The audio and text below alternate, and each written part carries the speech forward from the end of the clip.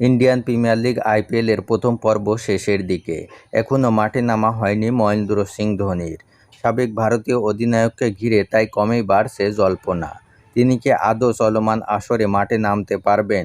Chennai Super কিংসের batting coach Mike Hussey কিছুটা আশার বাণী শোনালেও সংশয় পুরোপুরি কাটেনি।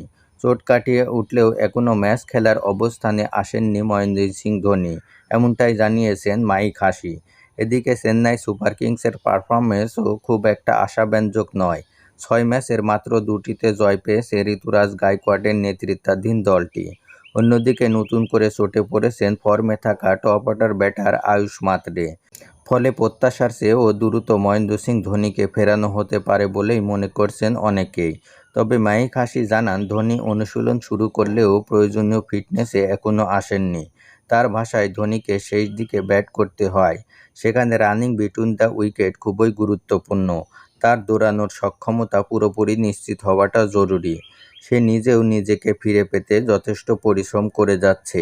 এদিকে ২০১৯ সালের পর থেকে আন্তর্জাতিক ক্রিকেটে না খেলায় বিসিসিআইয়ের নিয়ম অনুযায়ী ভারতীয় ঘরোয়া ক্রিকেটার হিসাবে এবারের আইপিএল খেলছেন ধোনি। তবুও চেন্নাই সমর্থকদের কাছে তার গুরুত্ব একটুও কমেনি, বরং দলটির জনপ্রিয়তার একটি বড় অংশ জুড়েই আছেন তিনি। তাই তার মাঠে ফেরার অপেক্ষায় ম্যানেজমেন্ট ও ভক্ত সমর্থকরা।